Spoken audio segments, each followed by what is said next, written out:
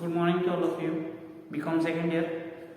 आज cost accounting की class के अंदर हम ऑपरेटिंग कॉस्टिंग जो हमने नया चैप्टर स्टार्ट किया था उसी के बारे में डिस्कस करेंगे। ऑपरेटिंग कॉस्टिंग लास्ट क्लासेस में हमने इसके बारे में ऑपरेटिंग कॉस्टिंग के जो मीनिंग है, ऑपरेटिंग कॉस्टिंग के ऑब्जेक्टिव्स हैं, इंपॉर्टेंस है, उसके बारे में डिस्कस किया था।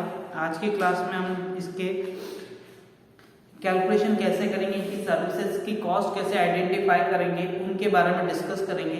ओके, यहाँ पे आपको एक थ्योरेटिकल क्वेश्चन मिलता है, एब्सोल्यूट टर्न किलोमीटर और कमर्शियल टर्न किलोमीटर कैसे कैलकुलेट करते हैं। कई बार एग्जाम में आपका पूछा जाता है कि ये है क्या चीज, परिशुद्ध टन किलोमीटर या absolute turn kilometres, and second वाणिज्यिक टन किलोमीटर या कमर्शियल टर्न किलोमीटर्स आपको पूछा जाता है। ओके, तो क्या होता है, आप जितनी भी सर्विसेज प्रोवाइड कर रहे हैं उनकी कॉस्ट कैलकुलेट करनी है। आप क्या करेंगे, ऑपरेटिंग कॉस्टिंग में आप जो भी सर्विसेज प्रोवाइड कर रहे हैं एक्चुअल में उसकी कॉस्ट एक्चुअल में है कितनी, वो आपको आइडेंटिफाई करनी है। तो कैसे होगी, तो आप पर किलोमीटर्स के अकॉर्डिंग, अगर आपने कोई बस या ट्रक सर्विसेज में है तो वहां पे आप कितनी कॉस्ट कैलकुलेट करने के लिए कौन सी टेक्निक यूज करेंगे, ऑपरेटिंग कॉस्टिंग की टेक्निक यूज करते हैं। तो इसके लिए हमको यहाँ पे दो टेक्निक्स के बारे में, दो मेथड्स के बारे में कैलकुलेशन करनी है। ओके, तो फर्स्ट जो मेथड है absolute ton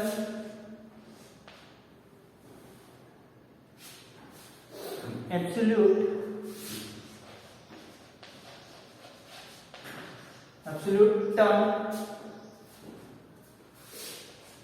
ton kilometre. Okay, first का मेथड है आपका absolute ton kilometre, and second होता है commercial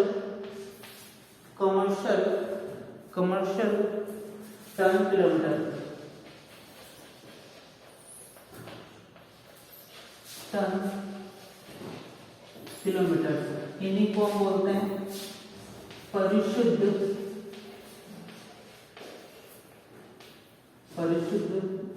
ton kilometre.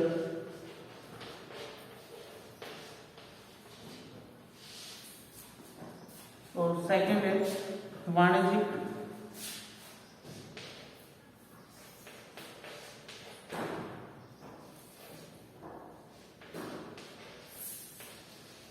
Ton kilometre. Okay, ये होते क्या है, इनके बारे में डिफरेंस आपको करना है। इनके बारे में कई बार डिफरेंस के बारे में पूछ लिया जाता है कि डिफरेंस क्या है इन दोनों के बीच में, ये कैसे कैलकुलेट होते हैं। तो पहले हम डिस्कस करते हैं एब्सोल्यूट टन किलोमीटर या परिशुद्ध टन किलोमीटर कैसे कैलकुलेट करते हैं। तो यहाँ पे आपको क्या चीजें देखनी है, एक एग्जांपल से देखते हैं, फिर इसको एक्सप्लेन करेंगे जिससे आपको इजी समझ आ जाएगा। ओके, क्या होता है कि इस विधि के अंतर्गत बस अथवा ट्रक द्वारा दी गई संपूर्ण यात्रा को यात्रियों की संख्या एवं माल के भार के आधार पर विभिन्न दूरियों में विभाजित कर दिया जाता है।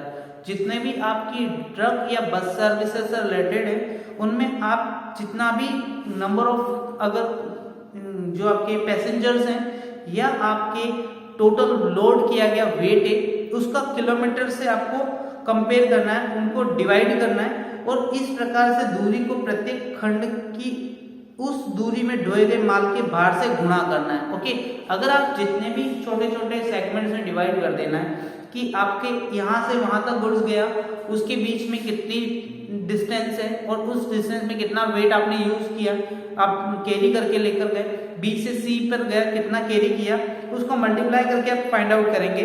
ओके, इसके बाद विभिन्न खंडों को गुणनफलों को ज्ञात कर लिया जाता है। इन दोनों को आपका वेट का और नंबर ऑफ टन जो भी क्वांटिटी है या पैसेंजर से मल्टीप्लाई करके आप क्या कर देंगे, कैलकुलेट कर लेंगे। ओके, तो उसका एक एग्जांपल से हम स्टार्ट करते हैं। एक एग्जांपल दे रखा है, एक ट्रक ए स्टेशन से 10 टन माल लेकर रवाना होता है और बी स्टेशन पर 5 टन तथा शेष सी टन पर उतार देता है।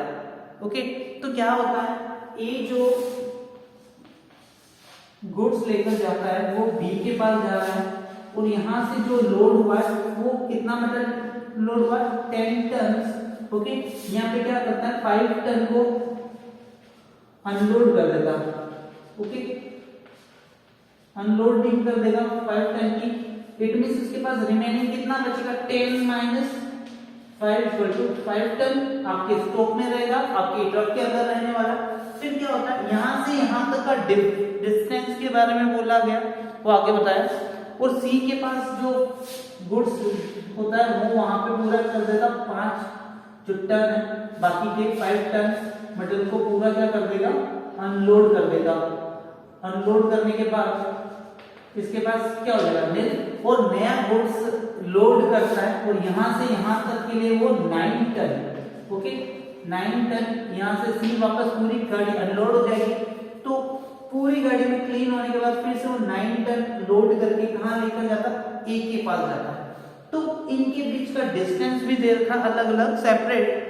ए से बी का डिस्टेंस है 40 किलोमीटर्स एंड बी टू सी का डिस्टेंस दे रखा 60 किलोमीटर्स एंड सी टू ए का डिस्टेंस दे रखा 80 किलोमीटर्स। ओके, ये आपके डिस्टेंस दे रखी। तो आपको कौन सी absolute turn kilometre find out करना है, ये आपके पास में एक एग्जांपल दे रखा है।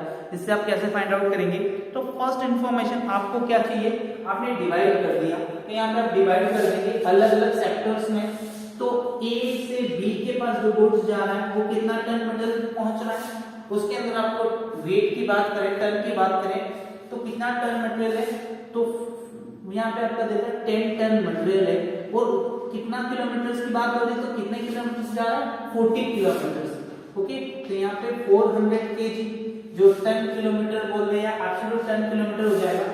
फिर बी टू सी कितना टन अब रिमेनिंग बच रहा है 10 minus 5 equal to 5 ton into distance 60 kilometre multiply कर देंगे equal to 300 and C to A पर जो आपका गुड्स ट्रांसफर हो रहा है वो किलोमीटर्स की बात करें और टन की बात करें 9 टन और मल्टीप्लाई कर देंगे किलोमीटर्स 80 इक्वल टू 720। ओके, तो इसका टोटल हो जाता 420 रुपीज पर किलोमीटर या एब्सोल्यूट टन किलोमीटर आपका आंसर होगा। ओके, तो ये फर्स्ट मेथड के अगर आप यूज करें तो आपका एब्सोल्यूट टन किलोमीटर कितना हो जाएगा, जो आपकी टोटल जो कॉस्ट होगी सर्विसेज की जो ton kilometre total ton kilometre होगा 1420। ओके, सेम चीज जो इनका मल्टीप्लिकेशन किया हमने गुणनफल किया तो वो 400 300 एंड 720। ओके, इन सबको ऐड कर देंगे आपकी वैल्यू हो जाएगी। नेक्स्ट जो चीज पूछी गई कमर्शियल टर्नओवर कैसे कैलकुलेट करते हैं, एग्जांपल अगर आप देख के समझाएंगे तो इजी हो जाएगा एग्जामिनर के लिए भी चेक करना। ओके, सेकंड जो चीज पूछी गई है कैसे कैलकुलेट करेंगे कमर्शियल टर्नओवर। ओके, तो इसको डिस्कस करते हैं। Commercial turnover equal to commercial turnover.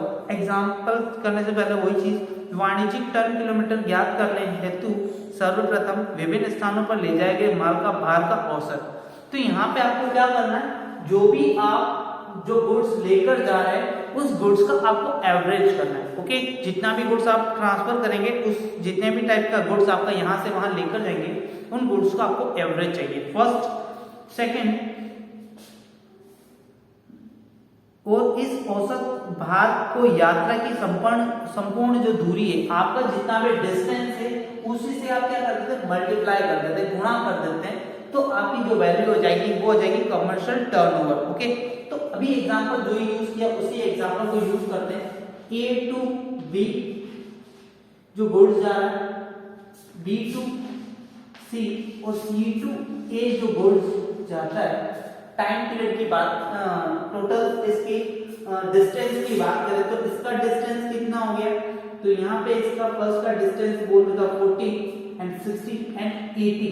और जो मटेरियल इन्होंने अपने पास स्टोर किया हुआ है अपने पास कैरी कर रहे हैं वो फर्स्ट कितना कैरी कर रहा है 10 टन, सेकंड में 5 टन एंड लास्ट जो सी टू ए 9 टन। तो आपको एवरेज किसका करना है, जो भी आपका जो मटेरियल आप कैरी कर रहे हैं यहाँ से वहाँ ट्रांसपोर्टेशन में यूज कर रहे हैं, ओके, और जो आपके पास में जो डिस्टेंस है इन दोनों का ही आपको क्या कर लेना, एवरेज कर लेना, ओके। तो यहाँ पे आप एवरेज करेंगे इनका, इन फर्स्ट जो आपकी कैरी कर रहे हैं उसका तो आप क्या करेंगे, एवरेज कर लेंगे। 10 + 5 + 9 इक्वल टू टोटल कितना हो गया, टोटल इक्वल टू 24। 24 में डिवाइड कर देंगे कितनी, 1 2 3, तो आपकी वैल्यू हो जाएगी 8, ओके। उस फर्स्ट जो आपका डिस्टेंस है,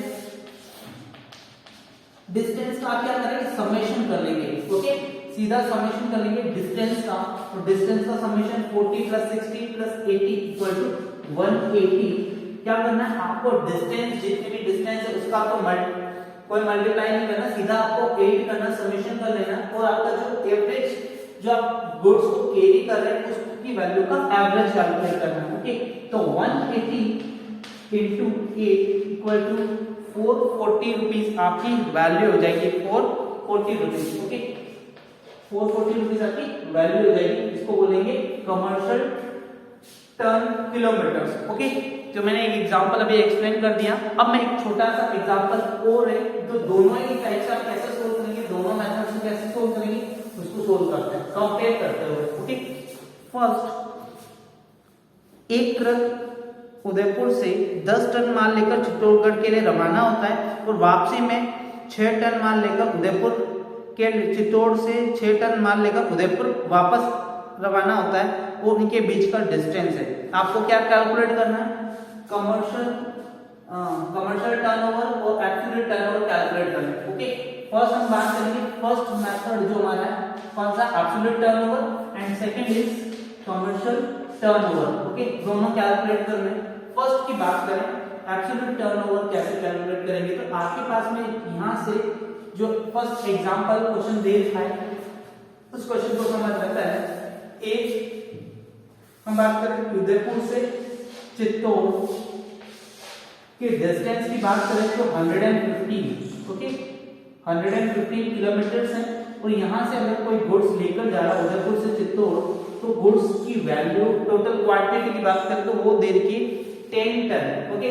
जो भी ट्रक से जो मटेरियल जा रहा है वो कितना टन मटेरियल जा रहा है, 10 टन मटेरियल जा रहा है, और वापस जो मटेरियल आता है चित्तौड़ से उदयपुर वो दे रखा है 6 टन, ओके, 6 टन मटेरियल वापस आता है, ओके। तो यहाँ पे दोनों मेथड से करना, फर्स्ट मेथड से आप यूज करेंगे एब्सोल्यूट टर्न किलोमीटर अकॉर्डिंग, तो क्या होना चाहिए, absolute turn kilometre equal to, तो आपके पास में क्या चीज चाहिए, फर्स्ट 115 किलोमीटर आप क्या करेंगे, मल्टीप्लाई कर देंगे कितने, 10 टन, तो 1150, एंड सेकंड 115 into 6, ओके। तो यहाँ पे आप मल्टीप्लाई करेंगे तो इसकी वैल्यू हो जाएगी 690, ओके। 690 इक्वल टू टोटल कर देंगे तो 40 की 1840 टन एब्सोल्यूट टन किलोमीटर हो जाएगा, एब्सोल्यूट टन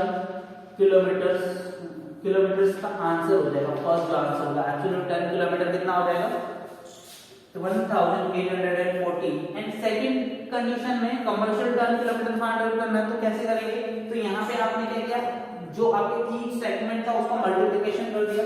यहाँ पे सेकंड कंडीशन में आप क्या करेंगे, जो भी आपका डिस्टेंस है, डिस्टेंस 115 + 115, ओके, इन दोनों का तो क्या करेंगे, सम कर देंगे, इक्वल टू 230, और आपको यहाँ पे करना है दोनों का एवरेज, 10 + 6 डिवाइड बाय 2, इनका एवरेज करेंगे, एवरेज हो जाएगा 8। अब यहाँ पे आप मल्टीप्लाई करेंगे 230 × 8 इक्वल टू आपकी वैल्यू हो जाएगी, जो आपका फाइनल आंसर होता है वो हो जाएगा 1840, ओके। तो दोनों ही कंडीशन में आपकी वैल्यू तो सेम होगी, ओके। तो ये टन किलोमीटर कैलकुलेट हो गया, कमर्शियल टन किलोमीटर या वाणिज्यिक टन किलोमीटर। तो एग्जाम में आप एग्जांपल से आपको पूरा एक्सप्लेन कर सकते हैं, ओके, क्लियर है।